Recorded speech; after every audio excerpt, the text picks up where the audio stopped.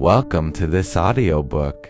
Today we will listen to the famous short story, The Gift of the Magi, a beautiful tale about love, sacrifice, and the true meaning of giving. Let the story begin. Story, $1.87. That was all Della had, and 60 cents of it was in pennies. Pennies saved one by one from grocery stores, from markets, from bargaining with shopkeepers who always seemed to think she should pay more. 3 times she counted the money, $1.87. And the next day was Christmas. There was clearly nothing to do but throw herself down on the little couch and cry. So, Della cried, which led to the moral reflection that life is made up of sobs, sniffles and smiles, with sniffles predominating, while the mistress of the home gradually recovered from her tears. She stood by the window and looked out sadly at a gray cat walking along, a gray fence and a gray backyard. Tomorrow would be Christmas Day, and she had only $1.87 to buy a present for Jim. Her Jim, her husband. She had been saving every penny she could for months, but it was not enough. Nothing seemed good enough for Jim. Jim was very special to her. Suddenly, Della turned from the window and stood before the mirror. Their apartment was small and modest. Between the windows hung a thin mirror. A person with careful observation could manage to see their reflection piece by piece. Della's eyes suddenly shone brightly. She quickly pulled down her beautiful brown hair. Her hair fell around her like a shining cascade. It was long, soft, and magnificent. If a queen had lived in the building, Della's hair would have made her jealous.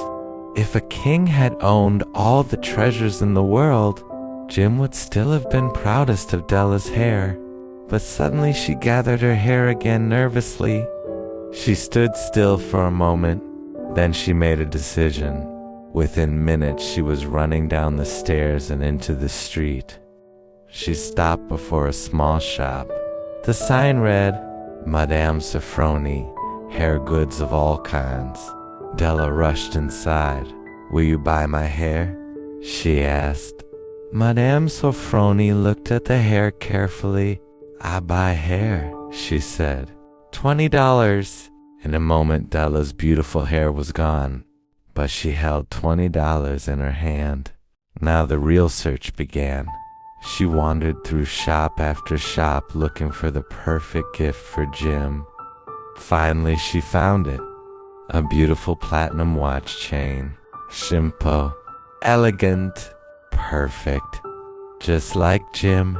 Jim had a wonderful gold watch. It had belonged to his father, and before that, to his grandfather.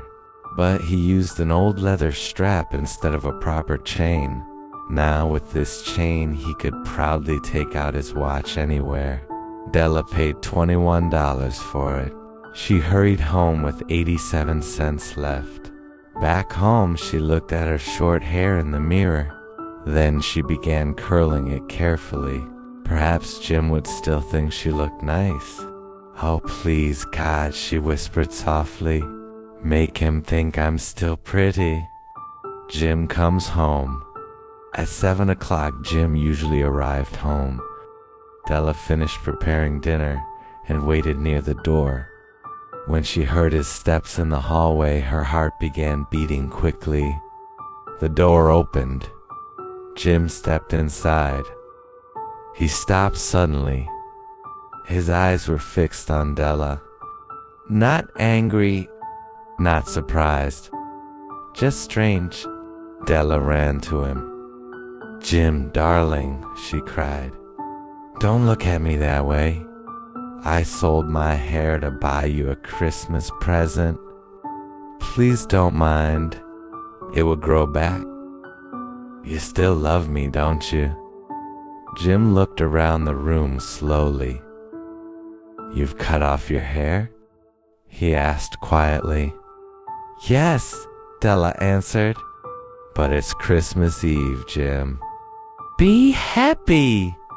I have a wonderful present for you." Jim suddenly smiled. Then he took a small package from his coat. "I have a present for you too," he said. Della opened it eagerly. Inside were beautiful combs.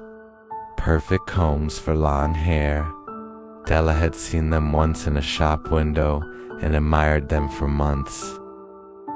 They were expensive, very expensive, but now her hair was gone. She held the combs and began to cry. Then she jumped up happily. "My hair grows very fast, Jim. And look what I got for you." She gave him the watch chain.